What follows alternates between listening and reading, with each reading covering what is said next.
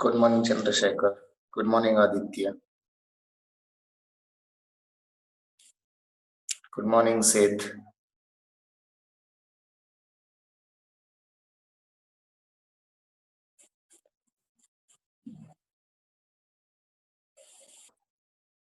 Good morning, Akshay. Good morning, Abhishek.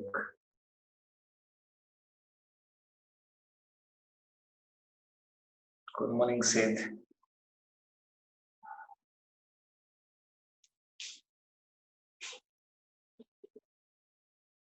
Good morning, Rahul. Good morning, Danish.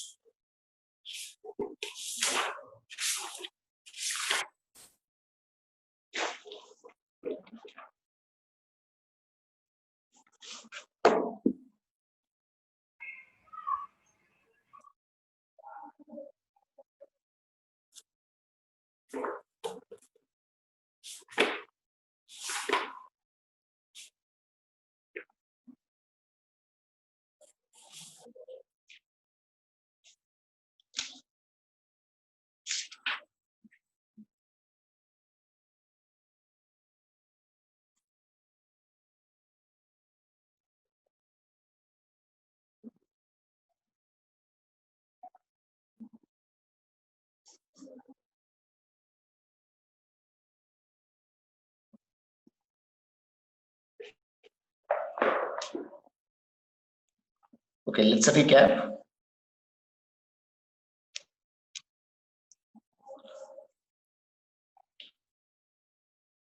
So, we have gone through Morulimento reforms. So, Morulimento reforms introduced in 1909 during the period of Viceroy Lord Minto. This reform have the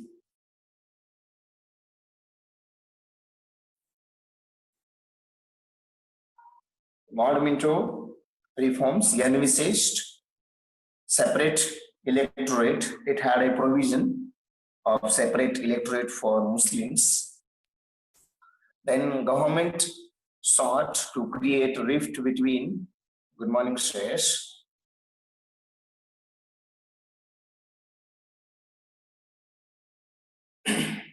So government sought to create rift between Congress by winning its support and the Muslims. Good morning, Roshan. By favoring Muslims against Hindus.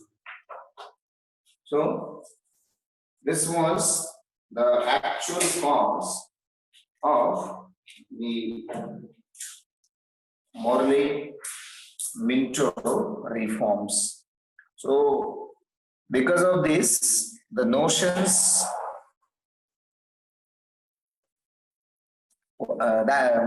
in the political, economic, and cultural interest of Hindus and Muslims are not common.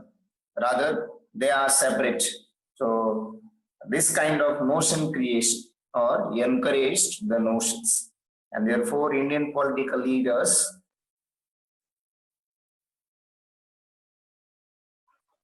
were completely dissatisfied. Right? So this is what you can consider about the Morley Minto reforms. Later on, you have come across Home Rule movement in 1915-16. So Annie Besant started Home Rule movement in 1960. It has spread rapidly and its branches established all over India. Later on, Tilak wholeheartedly supported this Home Rule movement. He persuaded the Muslim League to support Home Rule League. Then Lucknow Pact in 1916. So it was an important step to achieve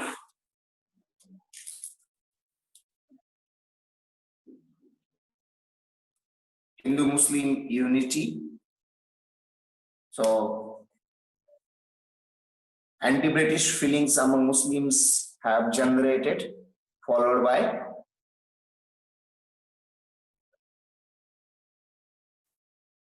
by following the war between Britain and Turkey, the anti-British feelings among Muslims generated. So Congress and Muslim League held a joint session at Lucknow in 1960 and concluded Lucknow Pact. So Congress accepted separate electorate.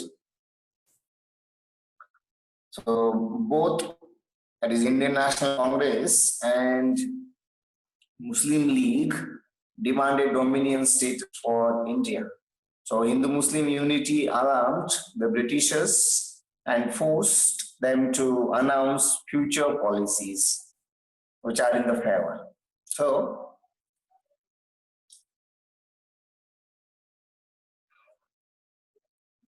association of Indians in government increased,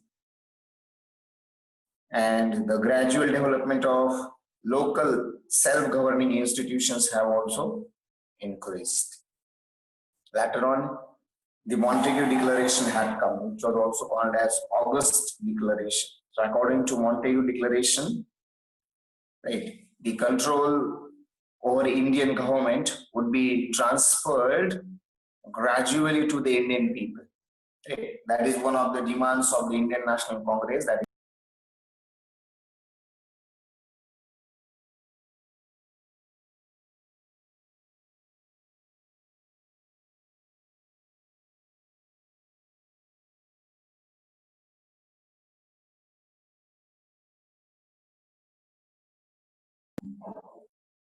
so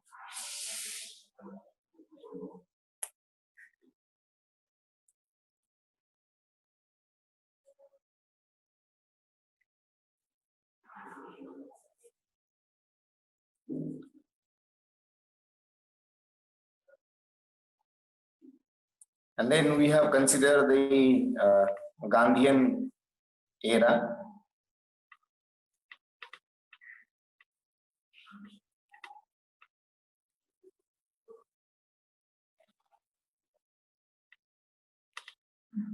So we have considered some of the facts about Gandhiji, in which obviously date and place of birth, then father, mother, political guru, private secretary,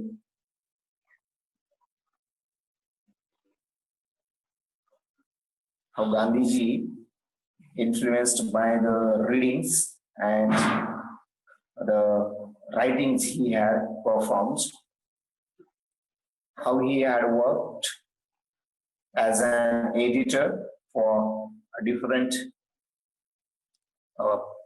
publishings, then what kind of names have given him by whom, that we have also considered. And then we have considered in this era very first event, right, which we can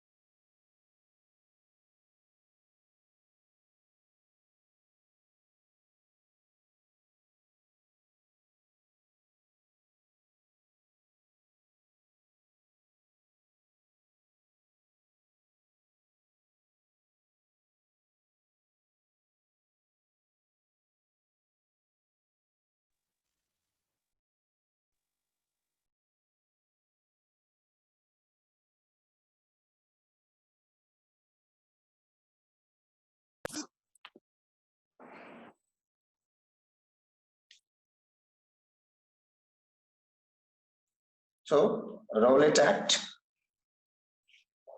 Rowlatt Act had given the powers to the government to arrest and imprison the suspects without any kind of trial. So this act caused a wave of anger among the people, and Gandhiji called a satyagraha to oppose it on 6th of April 1919. So Gandhiji got arrested because of the satyagraha on 8th of April 1919. So the arrest of Gandhiji led further intensification of that satyagraha, right? So this is what you can consider as far as the Rowlatt Act is concerned. So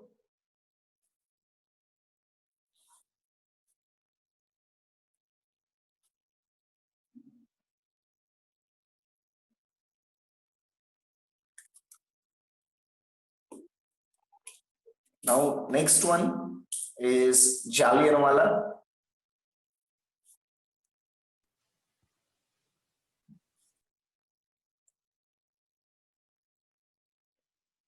Jallianwala Bagh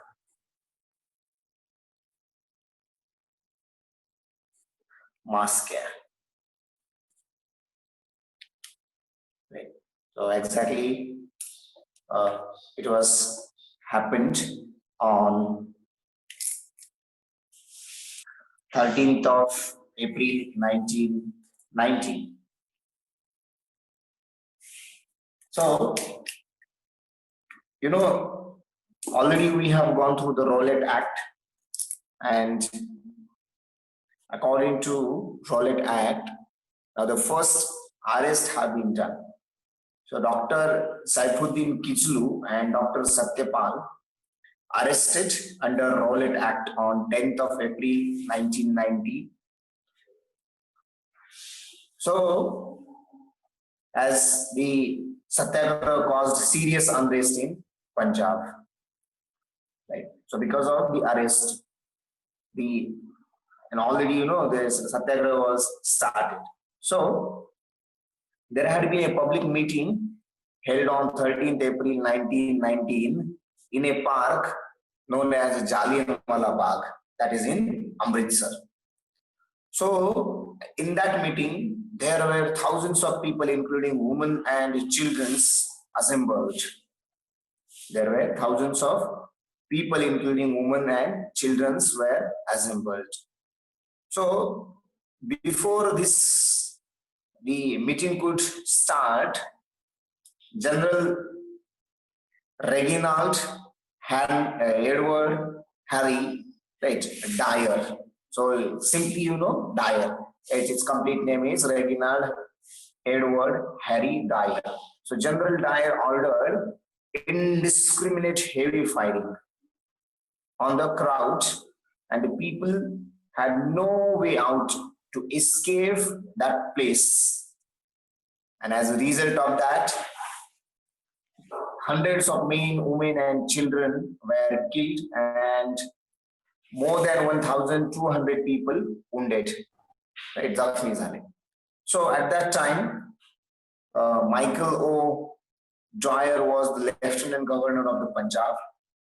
So the Jallianwala Bagh massacre was a turning point in the Indo-British relations, and this has inspired the people to provide more unrelenting fight for national independence or India's independence or freedom.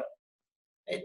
So this is the Jallianwala Bagh massacre. So probably in some of the movies or probably in the documentary, you must have seen the other aspects of this Jallianwala Bagh massacre as well, or at least you can imagine the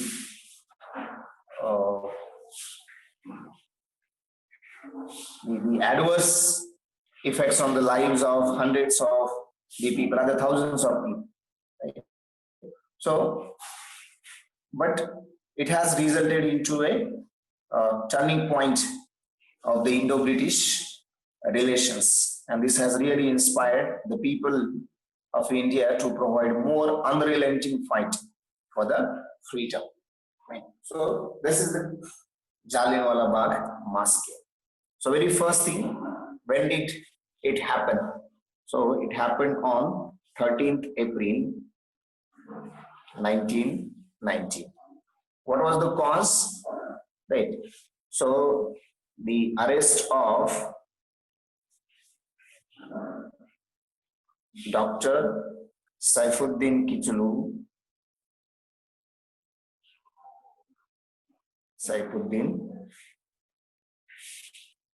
Kichlu and Dr.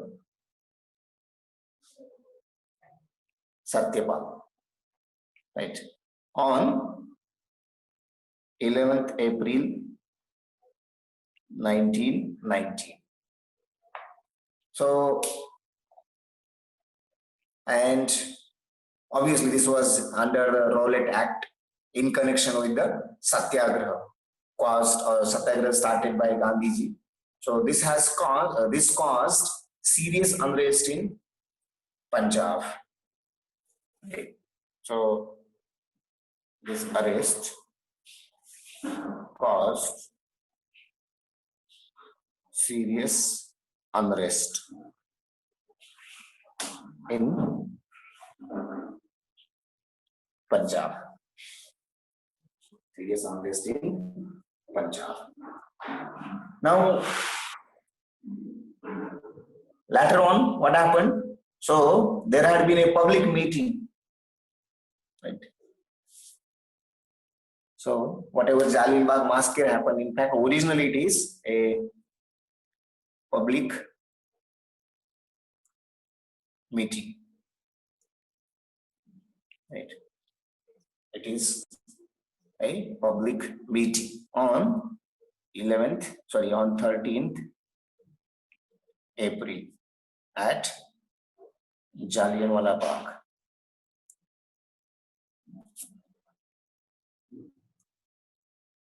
Right, where it is? It is at Amritsar. It is at Amritsar. So there were thousands of people, including women and children, assembled. Right. So before meeting,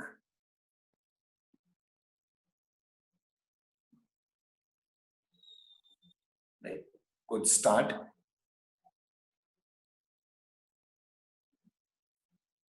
General Dyer, D-Y-E-R, General Dyer ordered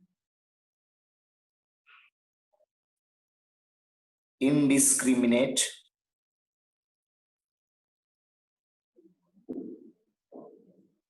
heavy firing. Andhadhunda Goiva. Indiscriminate heavy firing, right, on the crowd. So people have no way to escape the Bagh or escape the place. Dyer is a name. It was name. Right, General Dyer. So people have no way to escape the place, and therefore, as a result of it, hundreds of men, women, and children were killed. Right. So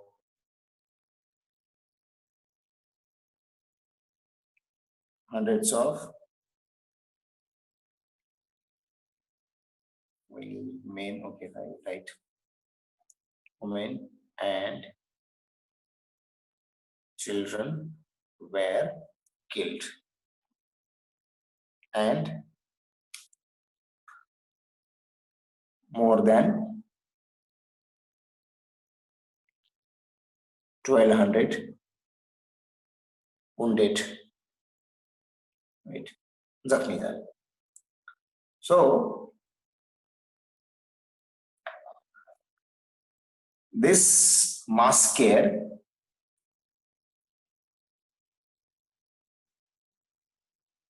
right. So mass care was now a turning point.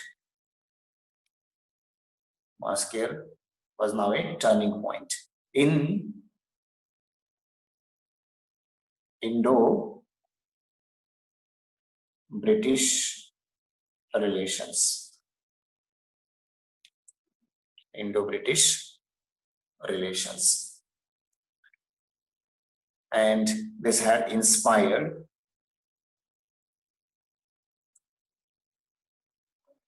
the people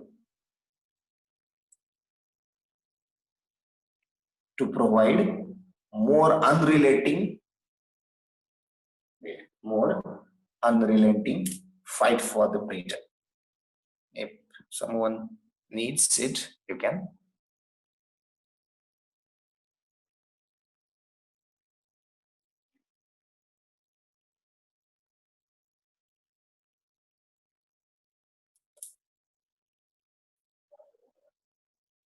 Let me know once you finish.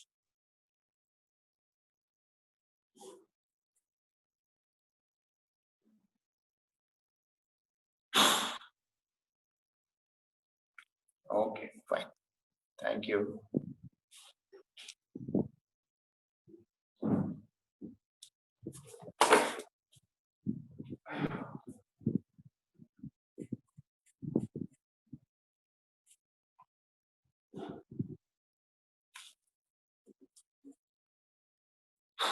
Thank you, Danish.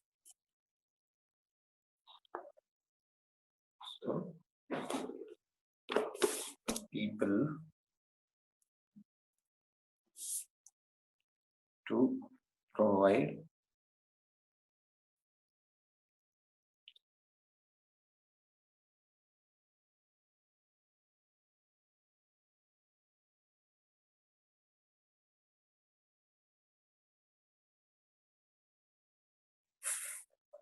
fight for freedom.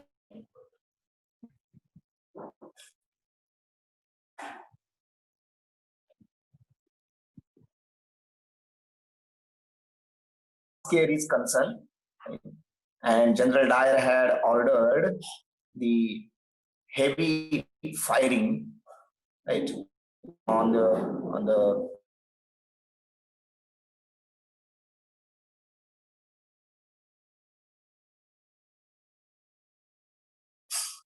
so Udham Singh, an Indian patriot from Punjab, shot down the Michael O'Dwyer.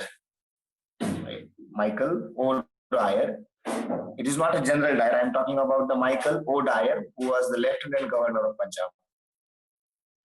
So he had shot down O'Dwyer in the London. Right? In the London. So in 1940. Right? So that is what in this okay. Okay, I will write the name. So at that time, Michael, I think Michael,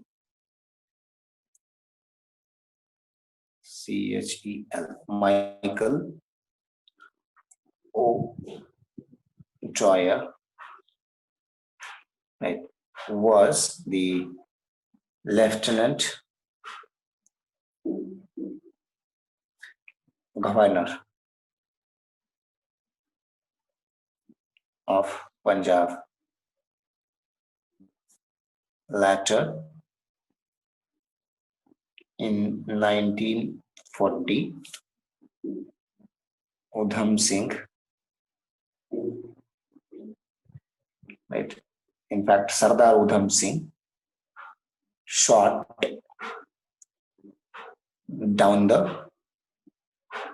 down him at London. Right. So Michael O'Dwyer, who was the Lieutenant General at the time of the Jallianwala Bagh massacre, that is 1990. Right. बदला घेण्याची गोष्ट. Okay. Now, you know,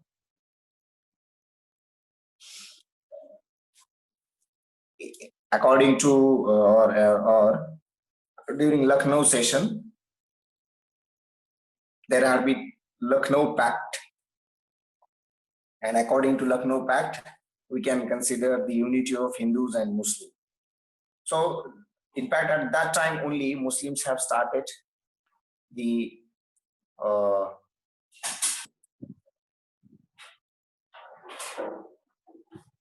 so they have they wanted to revenge, like whatever the Britishers have done in the Turkey. Right? So now you can consider the Khilafat movement. Khilafat movement. So it's 1920-22. Now, according to this, you know, the Khalifa, right? You can consider now the ruler or Sultan of Turkey was looked upon by the Muslims all over the world as their religious head. And during the World War, when the safety and welfare of Turkey was threatened by the British, thereby weakening the Khalifa's position. So Indian Muslims adopted an aggressive anti-British movement. Right? So aggressive anti-British movement. So that is the Khilafat movement you can consider. So in this, Ali brothers, particularly Muhammad Ali and Shaukat Ali, launched an anti-British movement in 1920, which was known as the Khilafat